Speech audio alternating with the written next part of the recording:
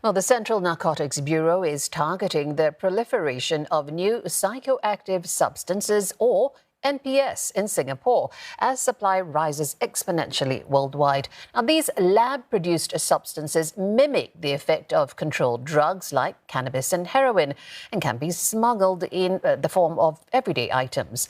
With laws in place to deter them, authorities are calling for the public to be vigilant and to join the fight. Aslam, Shah once more.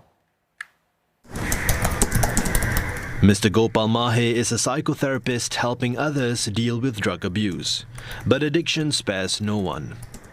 Just a couple of years ago, Mr. Gopal himself was behind bars battling his own drug problem. While in prison, he wanted to hold his son for the first time during a family visit. I had literally seen him grow up for 2 years behind the glass, and I was telling myself, finally, I can carry my son. I can get to hold him towards my chest, he can feel my heart. And he said, no. That's when I realized, okay, you really need to change, Gopal. This has to stop. Convicted for drug offences while practicing as a drug counsellor, Mr. Gopal spent over 5 years in jail. His troubles began at 16 with alcohol. Then, psychoactive substances like LSD and psilocybin. I recall feeling really empty inside, looking at myself in my early mid-20s and asking myself, what is my life? Right? Is this what it is? Everybody knew the worst thing about me, and many people walked away. The ones who remained were the ones who accepted me, and that enabled me to work towards other parts of my life where restoration began. But not all abusers enjoy such strong support. So Mr. Gopal now dedicates his life to being that pillar to others. But he says the drug scene is getting more complicated now. Newer drugs are emerging and abusers starting their addiction as young as 14, influenced by the internet.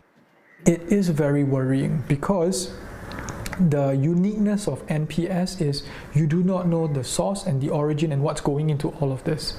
You've literally got people who are not trained and are becoming chemists and just creating these substances for people's consumption. It's not worth it. That's number one. That temporary, even that first try may actually lead on to long-term detrimental consequences. Today, there are over 1,000 types of NPS in the illegal drug scene. While not all appear on Singapore's shores, authorities say that syndicates are nimble and always finding ways to evade the law, which is why the community play a crucial role in drug prevention, even at home. Most of the abuse take place within closed doors, whether or not it's at home or whether it's at your friend's residence. So given that the children are at home, they'll probably spend a lot of time with their parents, and it's easier for the parents to look out for these telltale signs and engage their children before it's too late. Enforcement officers have to be at the top of the game as NPS can take various forms, like these tobacco packs and postage stamps. In an interview with CNE 938, Law and Home Affairs Minister K. Shanmugam says the rising number of NPS abusers locally is a concern. If we don't do anything, it will jump very high.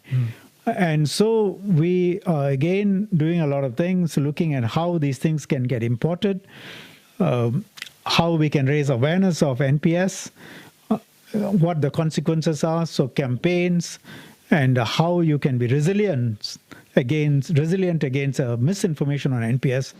As authorities boost efforts to deter new abusers, rehabilitation remains key for current ones to ensure the door is always closed to drugs for good.